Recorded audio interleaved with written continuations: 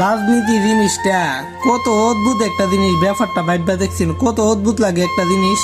নিজের মা বাপের জন্য কোনো সময় গিয়া মসজিদে গিয়ে দোয়া চাইছে না, কোনো সময় নিজের মা বাপের গিয়া মসজিদে গিয়ে দোয়া চাইছে না।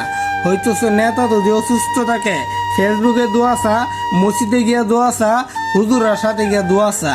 এই জন্য বলতেছি রাজনীতি জিনিসটা কত একটা অদ্ভুত জিনিস। কারণ যে মা জন্ম দিছে, যে বাপ জন্ম দিছে, হি বেটারে কোনো সময় এত দূরে হাওয়াইছে না, মারে এত দূরে হাওয়াইছে না। এবং মা বাবা অসুস্থ হইলে এবং মা বাবা যদি অসুস্থ হই তখন নিজের মা বাপের জন্য দোয়া আসা না।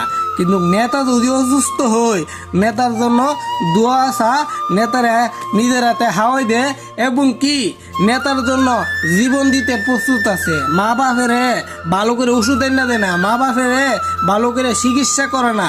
এর নামই রুংরা রাজনীতি, এর নামই ফসা রাজনীতি, এর নামই প্রতিবেশী রাজনীতি।